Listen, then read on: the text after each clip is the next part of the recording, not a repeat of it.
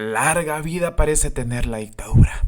Y la libertad, mis queridos hermanos cubanos, la libertad tiene sus retos. ¿Cómo están, amigos? Bienvenidos a Noticias Importantes. Esperamos sus opiniones en los comentarios. Comenzamos. Además de que la dictadura parece tener una larga vida, un futuro próspero les depara a los herederos del castrismo si los retos de la libertad de Cuba entrañan la permanencia de sus hijos en su país. Otra vez ciudadanos cubanos sin acceso a dólares, parole humanitario, ni posibilidades de ir a vivir a Estados Unidos mediante el programa de reunificación familiar. Situaciones estas que los harían mantenerse callados con tal de emigrar. Han protestado, sí, por sus misérrimas condiciones de vida en un sistema que se dice socialista democrático y pregona justicia social. Por respuesta a sus reclamos de políticas públicas justas, estos cubanos han recibido censura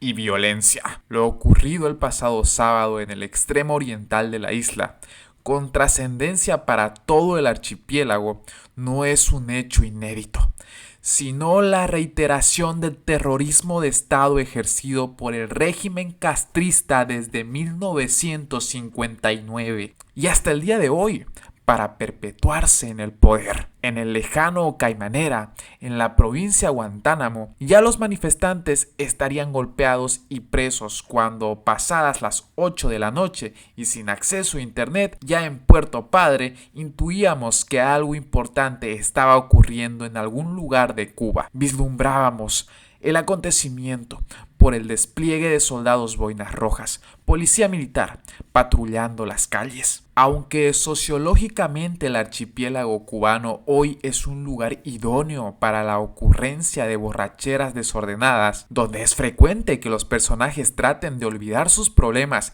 ingiriendo bebidas alcohólicas, no voy a perder mi tiempo ni hacerlo perder a ustedes, mis escuchas, refutando la versión oficial acerca del origen aguardentoso de la protesta en los poblados de Boquerón y Caimanera, aunque en algunos casos las voces reclamantes tuvieron profusos alientos etílicos, pues de ser así, no sería el alcohol el asunto de fondo, sino de forma. Aunque el discurso oficial castrocomunista por más de 60 años ha pretendido denigrar a sus oponentes, tildándolos de contrarrevolucionarios, gusanos, mercenarios, bandidos, vendepatrias y ahora borrachos.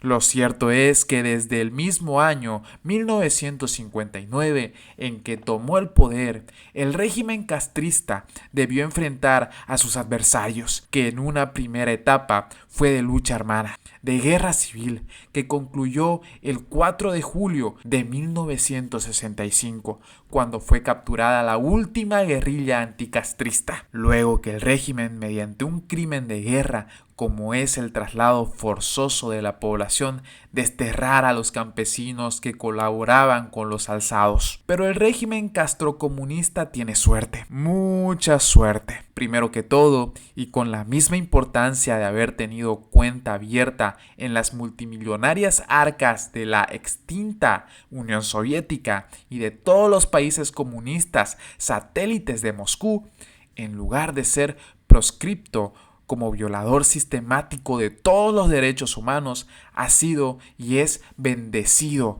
como un benefactor de los desposeídos por las izquierdas y los socialistas de Europa y de Estados Unidos, haciéndolo aparecer como una suerte de Robin Hood. Y por si no fuera suficiente con el apoyo y la convivencia política de los comunistas y los cuasi comunistas del mundo, paradójicamente, mientras el Congreso y las administraciones de Estados Unidos embargan económica y financieramente a la dictadura, también sirven de válvula de escape, liberando presión a la caldera a punto de explotar que es Cuba. Justo a partir de 1965, con las cárceles atestadas de presos políticos y con las calles tomadas sin mucho ruido por sus familiares, el movimiento hippie y una juventud con oídos sordos a la propaganda comunista, pese a la amenaza cierta de los campos de concentración, de la eufemística UMAP, utilidades militares de ayuda a la producción, Fidel Castro jugó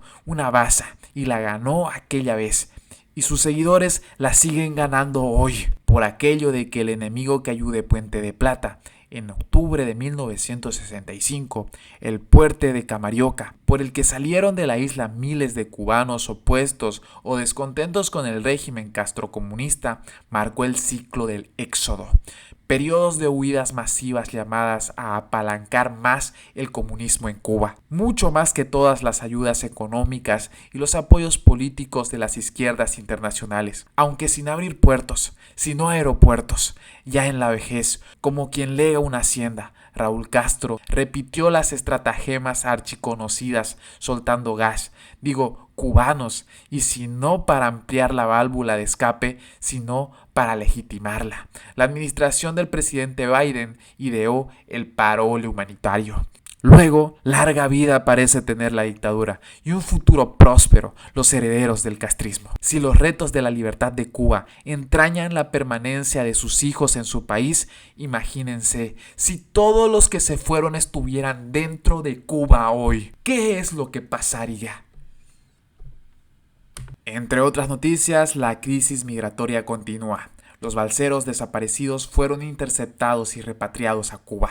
El grupo de balseros cubanos que fuera reportado como desaparecido después de salir rumbo a Estados Unidos el pasado domingo 7 de mayo desde Cárdenas, Matanzas, fue interceptado por la Guardia Costera de ese país y repatriado a Cuba. Leticia Martínez, madre de uno de los migrantes del grupo, aseguró a Noticias Importantes que el grupo de alrededor de 20 personas había sido devuelto, con la excepción de su hijo, José Alberto García, de 22 años. A mi hijo lo dejaron en el buque, madre de los guardacostas, por ser opositor, pero no sé qué va a pasar con él.